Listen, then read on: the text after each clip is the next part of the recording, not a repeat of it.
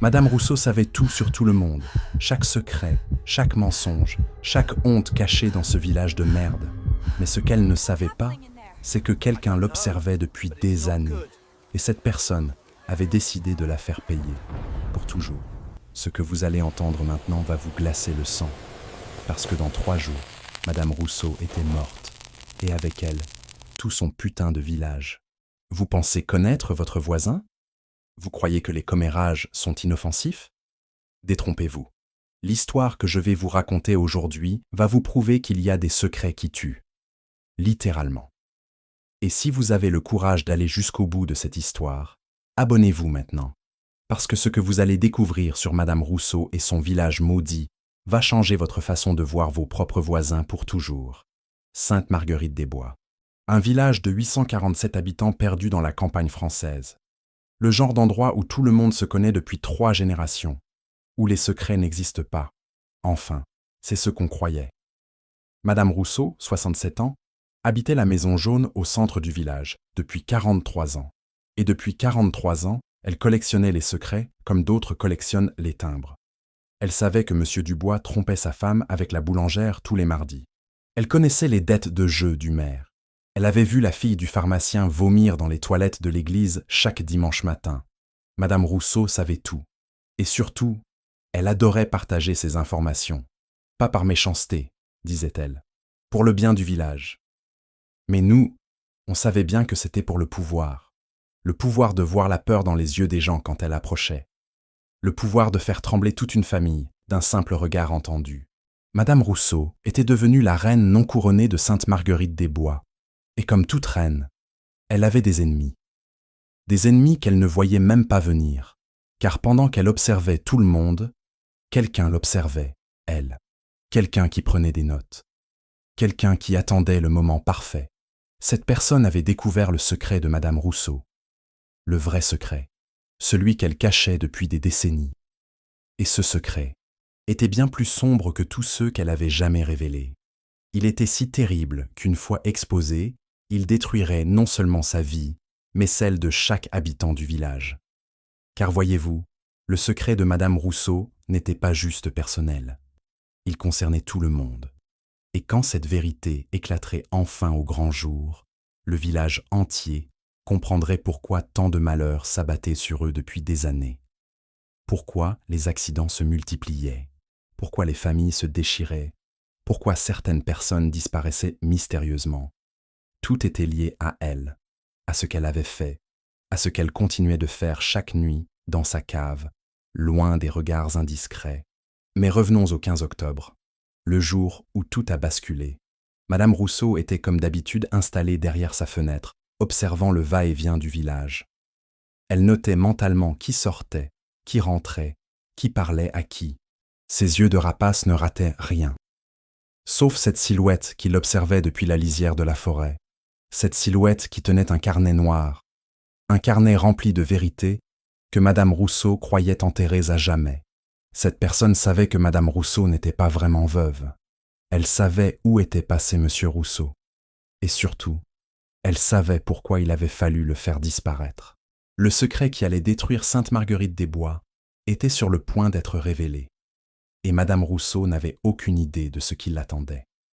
Aucune idée que sa propre médecine allait lui être administrée, de la façon la plus cruelle possible.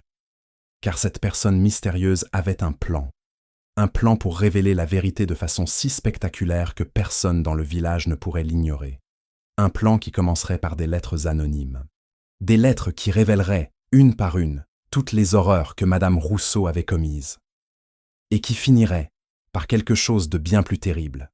Quelque chose qui transformerait ce paisible village français en un véritable cauchemar. Le 16 octobre au matin, la première lettre était glissée sous la porte de Madame Rousseau. Une simple enveloppe blanche, sans expéditeur. À l'intérieur, une photo. Une photo qu'elle pensait avoir détruite il y a des années. Une photo qui montrait. Mais non, pas encore. Laissez-moi d'abord vous expliquer pourquoi cette photo était si dangereuse. Pourquoi sa simple existence pouvait détruire des vies entières. La main de Madame Rousseau tremblait en tenant cette photo. Ses yeux, d'habitude si perçants, étaient maintenant remplis de terreur. Car cette image la ramenait 40 ans en arrière. à cette nuit maudite où elle avait fait un choix qui avait sauvé sa réputation, mais condamné une famille entière. Sur cette photo en noir et blanc, on la voyait dans sa jeunesse, tenant un bébé. Un bébé qui n'était pas le sien. Mais le plus terrifiant, c'était le regard de l'homme à côté d'elle. Son mari, Monsieur Rousseau. Ce regard, elle l'avait revu dans ses cauchemars pendant des décennies. Ce regard de quelqu'un qui sait qu'il va mourir, et qui sait pourquoi. Au dos de la photo, un message écrit à l'encre rouge. « Je sais ce que tu as fait à ta propre sœur. Je sais pourquoi elle a disparu. Et bientôt, tout le village le saura aussi. » Madame Rousseau s'effondra sur sa chaise. Sa sœur Clotilde. Elle n'avait pas entendu ce nom depuis si longtemps. Officiellement, Clotilde était partie vivre en Amérique après un scandale. Une grossesse hors mariage qui avait fait jaser tout le village. Mais la vérité était bien plus sombre. Clotilde n'était jamais partie en Amérique. Elle était enterrée dans le jardin de Madame Rousseau depuis 40 ans, avec son bébé. Le téléphone sonna. Une voix déformée, méconnaissable. « Tu pensais que personne ne découvrirait jamais, n'est-ce pas? Tu pensais pouvoir emporter tes secrets dans la tombe? Eh bien, détrompe-toi. Demain, tout le village recevra une copie de cette photo, à moins que… » La ligne se coupa. Madame Rousseau comprit qu'elle était prise au piège. Quelqu'un avait découvert son secret le plus noir. Et cette personne comptait bien s'en servir. Cette nuit-là, elle ne dormit pas. Elle resta éveillée, se demandant qui pouvait bien savoir la vérité. Qui avait pu découvrir ce qu'elle avait fait à sa propre sœur? Car voyez-vous, Clotilde n'était pas morte par accident. Elle l'avait tuée, de sang-froid, parce qu'elle refusait d'abandonner son bébé, parce qu'elle menaçait de tout révéler sur les affaires sordides de la famille Rousseau, parce qu'elle était devenue un problème que Madame Rousseau avait résolu définitivement. Mais tuer sa sœur n'avait été que le début, car ensuite, il avait fallu s'occuper de son mari. Monsieur Rousseau avait assisté au meurtre. Il était devenu complice malgré lui. Et avec le temps, il n'avait plus supporté le poids de ce secret. Il voulait tout avouer. Il parlait de se rendre à la police. Il devenait dangereux. Alors Madame Rousseau avait pris une décision. La même décision qu'avec sa sœur. Le poison dans son café du matin. Rapide. Efficace. Sans souffrance. Si cette histoire vous glace le sang, c'est normal.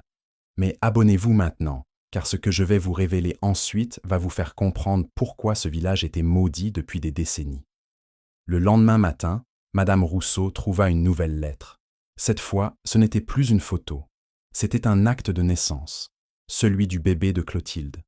Et surtout, c'était l'acte de décès, daté du même jour que celui de sa mère, avec une annotation manuscrite. Morts tous les deux. Même heure, même cause. Empoisonnement. En dessous, la même écriture rouge. Le village mérite de savoir que tu as tué un innocent, un bébé de 3 mois, ta propre nièce. Car oui, le bébé était une fille. Une petite fille qui n'avait jamais eu la chance de grandir, qui n'avait jamais eu la chance de connaître l'amour, la joie, la vie. Tuée par sa propre tante dans un accès de rage et de peur. Madame Rousseau avait effacé toute trace de leur existence. Elle avait raconté au village que Clotilde était partie en Amérique avec son bâtard. Personne n'avait posé de questions. À cette époque, les filles mères disparaissaient souvent. C'était accepté, même encouragé. Mais quelqu'un avait découvert la vérité. Quelqu'un qui possédait des preuves irréfutables. Et cette personne était en train de jouer avec elle comme un chat joue avec une souris. Chaque lettre révélait un peu plus de la vérité. Chaque appel téléphonique la poussait un peu plus vers la folie.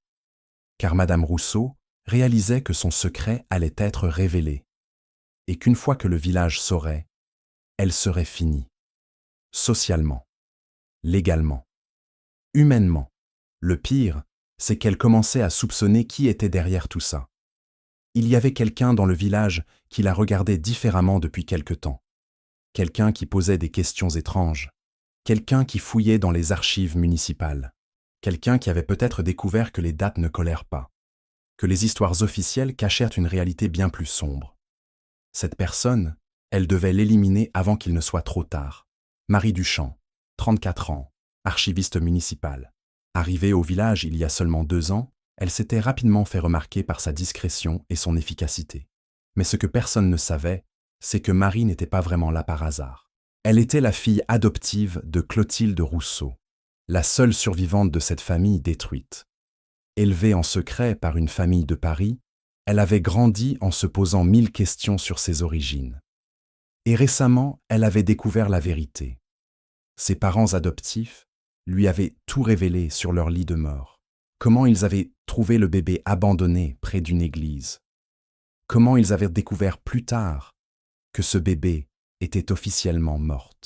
Comment ils avaient compris qu'il s'agissait d'un meurtre, mais qu'ils n'avaient jamais osé porter plainte. Trop peur des conséquences. Trop peur de perdre l'enfant qu'ils chérissaient comme leur propre fille.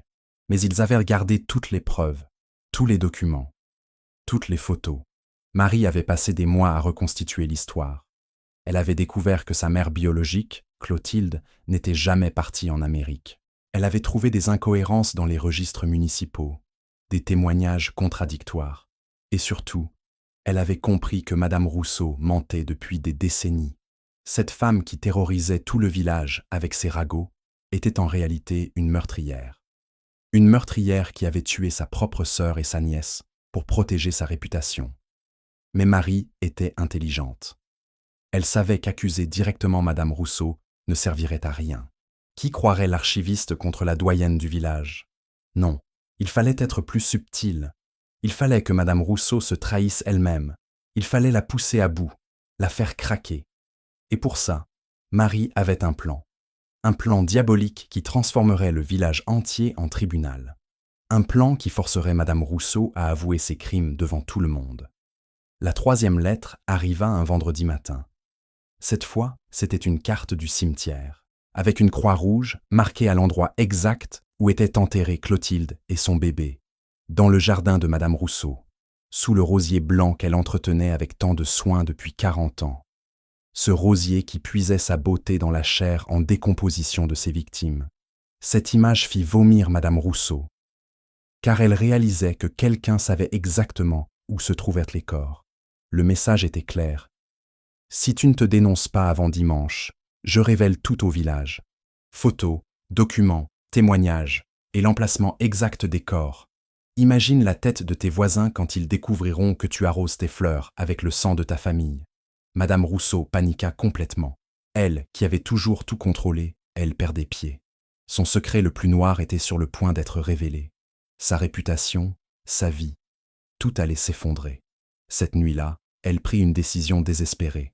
Elle allait déterrer les corps, les faire disparaître définitivement, les brûler, les jeter dans la rivière, n'importe quoi pour effacer les preuves.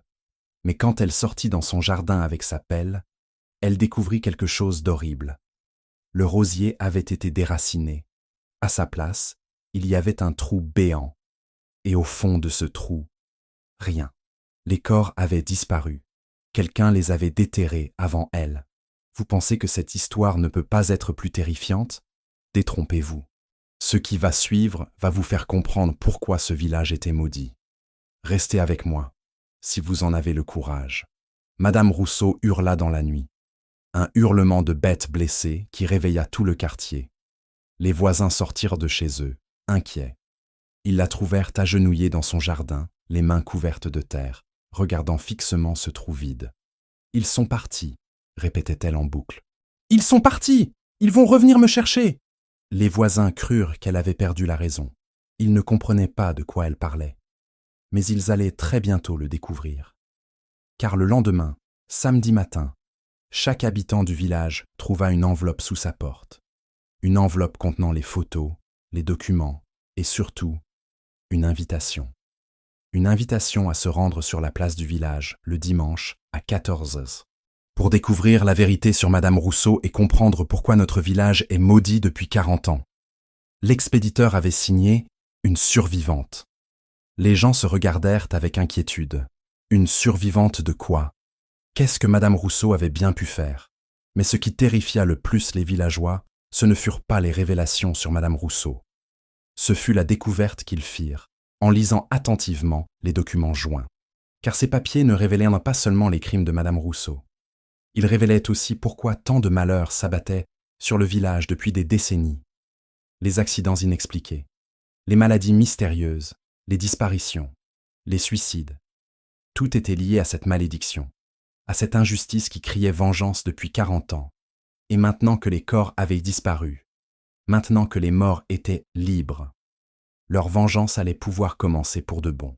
Le dimanche 18 octobre, à 14h, tout le village était rassemblé sur la place.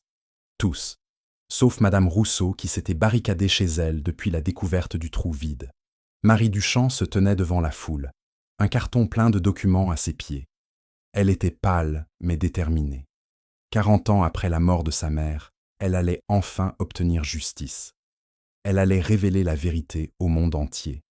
Et peu importaient les conséquences. « Mes chers concitoyens », commença-t-elle d'une voix tremblante, « vous allez découvrir aujourd'hui pourquoi notre village vit sous une malédiction depuis des décennies, pourquoi nos enfants tombent malades, pourquoi nos récoltes pourrissent, pourquoi la mort rôde constamment parmi nous.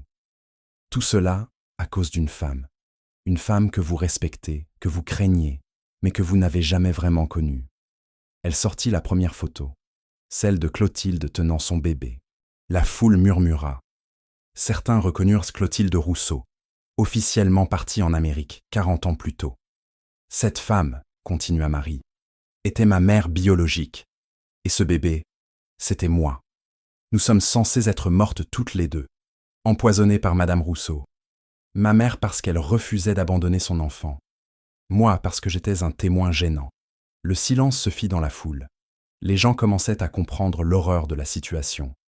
Marie révéla tout. Les meurtres, les mensonges, l'enterrement clandestin dans le jardin, les corps nourris au rosier pendant 40 ans. Chaque détail était documenté, prouvé, irréfutable. La foule était partagée entre l'horreur et l'incrédulité. Comment cette femme qu'il côtoyait depuis des décennies avait-elle pu commettre de tels actes ? Comment avait-il pu vivre si longtemps aux côtés d'une meurtrière sans jamais rien soupçonner ? Mais le plus terrifiant restait à venir. Car Marie n'avait pas seulement révélé les crimes de Madame Rousseau. Elle avait aussi expliqué les conséquences de ces crimes sur le village entier. Chaque mort inexpliquée dans ce village, dit-elle.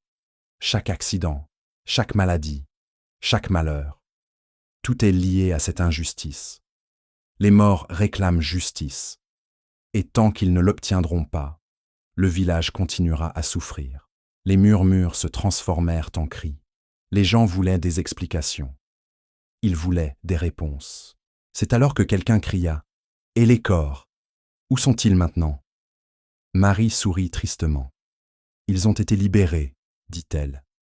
Ils ne sont plus prisonniers de la terre. Ils peuvent enfin réclamer leur vengeance. » À ces mots, un vent froid balaya la place. Les gens frissonnèrent. Certains jurèrent avoir vu des silhouettes se mouvoir dans les ombres, des silhouettes qui ressemblaient étrangement à Clotilde Rousseau et à son bébé. Soudain, un hurlement déchira l'air. Un hurlement qui venait de la maison de Madame Rousseau. Toute la foule se tourna vers la demeure jaune. Les fenêtres étaient grandes ouvertes, mais on ne voyait personne à l'intérieur. Juste des ombres qui dansaient sur les murs. Des ombres qui semblaient avoir leur propre volonté. Quelques hommes courageux décidèrent d'aller voir ce qui se passait. Ils trouvèrent la porte d'entrée grande ouverte. Vous voulez savoir ce qu'ils ont trouvé dans cette maison ? Abonnez-vous maintenant, parce que ce que je vais vous révéler va vous hanter pour le reste de votre vie. À l'intérieur, c'était le chaos total. Les meubles étaient renversés, les miroirs étaient brisés, et sur les murs, écrit avec ce qui ressemblait à du sang, un message « Justice ». Mais le plus terrifiant, c'étaient les photos. Des centaines de photos collées sur tous les murs, des photos de Clotilde et de son bébé, des photos de leur agonie, des photos de leur enterrement. Madame Rousseau avait gardé des souvenirs de ces crimes, et maintenant, ces souvenirs étaient exposés pour que tout le monde les voie. Mais où était Madame Rousseau ? Ils la trouvèrent dans sa cave, assise sur une chaise, les yeux grands ouverts, mais complètement vides.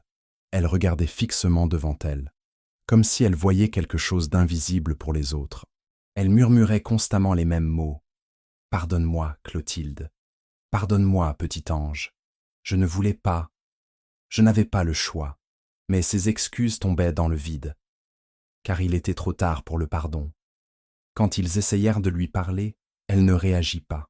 Quand ils tentèrent de la toucher, elle se mit à hurler comme une possédée. Elle était devenue folle, complètement folle. Brisée par le poids de ses crimes et par la terreur de voir ses victimes revenues d'entre les morts pour réclamer justice, les hommes appelèrent une ambulance. Mais avant que les secours n'arrivent, quelque chose d'étrange se produisit. Madame Rousseau se leva soudainement de sa chaise. Elle regarda autour d'elle avec des yeux terrifiés et dit d'une voix brisée : « Elles sont là. Elles viennent me chercher. Clotilde, le bébé. Ils veulent que je les rejoigne. » Puis elle sourit. Un sourire horrible, démoniaque. Finalement, c'est peut-être mieux comme ça. J'en ai assez de porter ce secret. J'en ai assez d'avoir peur. Et sur ces mots, elle s'effondra. Son cœur avait lâché. Madame Rousseau était morte, de peur, ou peut-être de remords. La mort de Madame Rousseau marqua la fin d'une époque pour Sainte Marguerite des Bois. Mais ce ne fut pas la fin de l'histoire, car sa mort souleva de nouvelles questions. Les autorités furent alertées. Une enquête fut ouverte. Le jardin de Madame Rousseau fut fouillé de fond en comble. On y trouva effectivement des traces de présence humaine ancienne, des fragments d'os, des restes de vêtements, des preuves que quelqu'un avait été enterré là pendant des décennies. Mais les corps complets de Clotilde et de son bébé ne furent jamais retrouvés. Ils avaient mystérieusement disparu. Certains villageois jurèrent les avoir vus la nuit de la révélation. Des silhouettes blanches qui marchèrent sur la place du village, main dans la main. D'autres prétendirent les avoir entendus chanter des berceuses près de l'église. Mais au matin, il n'y avait jamais aucune trace de leur passage, comme s'ils n'existaient que dans l'entre-deux-mondes, ni morts, ni vivants. Marie Duchamp quitta le village quelques semaines après les événements. Elle avait obtenu ce qu'elle était venue chercher, la vérité et la justice pour sa mère. Madame Rousseau était morte, et ses crimes avaient été révélés au grand jour. L'honneur de Clotilde était restauré. Le secret qui empoisonnait le village depuis 40 ans était enfin exposé. Mais Marie savait que sa mission était terminée. Elle n'avait plus rien à faire ici. Il était temps pour elle de tourner la page et de construire sa propre vie. Curieusement, après le départ de Marie et la mort de Madame Rousseau, le village changea. Les accidents mystérieux cessèrent. Les maladies inexpliquées disparurent. Les récoltes redevinrent abondantes, comme si la malédiction avait été levée, comme si les morts avaient enfin trouvé la paix qu'ils cherchèrent depuis si longtemps. Les villageois comprirent qu'ils avaient vécu sous l'influence maléfique de cette injustice pendant des décennies, sans même s'en rendre compte.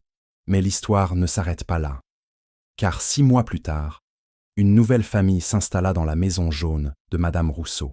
Les Moreau, un couple avec 2 jeunes enfants. Ils avaient acheté la maison à un prix dérisoire, malgré les avertissements des villageois. « Ce sont des superstitions », disaient-ils. « Nous ne croyons pas aux fantômes. » Ils rénovèrent entièrement la demeure. Ils replantèrent le jardin. Ils effacèrent toute trace du passé sombre de cette maison. Au début, tout se passa bien. Les Moreau étaient heureux dans leur nouvelle demeure. Les enfants jouaient dans le jardin sans se douter de ce qui s'était passé là. Mais petit à petit, des choses étranges commencèrent à se produire. Des bruits inexpliqués la nuit. Des objets qui se déplaçaient tout seuls. Des voix qui chuchotaient des berceuses dans les murs. Madame Moreau commença à faire des cauchemars. Elle rêvait d'une femme avec un bébé dans les bras qui la suppliait de les aider. Un soir, le plus jeune des enfants Moreau, une petite fille de 4 ans, déclara à ses parents : « La dame avec le bébé est revenue.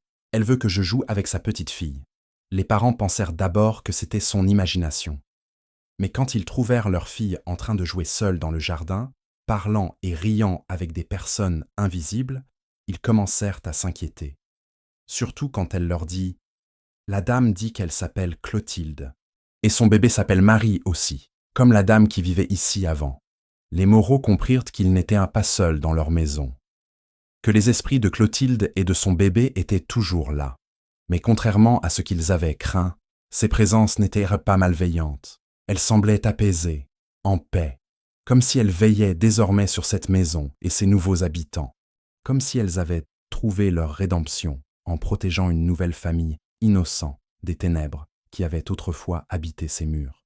Si vous avez eu le courage de m'accompagner jusqu'ici, c'est que vous êtes prêts à entendre d'autres histoires, d'autres secrets, d'autres vérités cachées qui hantent nos villages, nos villes, nos vies. Abonnez-vous maintenant pour ne rien rater. Aujourd'hui, Sainte Marguerite des Bois a retrouvé sa tranquillité. Les villageois ont appris à vivre avec la vérité sur leur passé. Ils ont compris que les secrets, même les plus sombres, finissent toujours par éclater au grand jour, et que la justice, même tardive, finit toujours par triompher. La Maison Jaune est devenue un symbole de rédemption plutôt que de malédiction. Les nouveaux habitants y vivent paisiblement, protégés par les âmes qu'ils ont accueillies avec respect et compassion. Quant à Marie Duchamp, elle refait sa vie loin de tout ça. Mais elle n'oublie jamais d'envoyer des fleurs sur la tombe de Madame Rousseau chaque année, non pas par pardon, mais par respect pour la justice qui a enfin été rendue, car elle sait que dans ce monde, les morts n'oublient jamais, et ils n'abandonnent jamais. Parfois, quand elle se promène dans sa nouvelle ville, Marie croise des gens qui lui rappellent les villageois de Sainte-Marguerite des Bois, des gens avec des secrets dans les yeux, des gens qui portent le poids de vérités inavouables. Et quand cela arrive, elle sourit, car elle sait que tôt ou tard, ces secrets éclateront aussi au grand jour, que la justice finit toujours par triompher. Même si cela prend 40 ans, même si cela détruit des vies entières, cette histoire vous a marqué? Elle devrait, car elle nous rappelle une vérité fondamentale. Nous sommes tous entourés de secrets. Dans votre immeuble, dans votre quartier, dans votre famille, il y a des vérités qui attendent d'être révélées, des injustices qui crient vengeance, des morts qui n'ont pas trouvé la paix. La prochaine fois que vous croiserez cette voisine trop curieuse, ce voisin trop discret, cette personne qui semble tout savoir sur tout le monde, demandez-vous, quel est son secret? Qu'est-ce qu'elle cache? Car comme l'a appris Madame Rousseau à ses dépens, les secrets les plus sombres finissent toujours par remonter à la surface. Si vous voulez découvrir d'autres histoires comme celle-ci, d'autres secrets qui hantent nos villages français, abonnez-vous maintenant. Et surtout, méfiez-vous de vos voisins. On ne sait jamais ce qu'ils cachent dans leur jardin.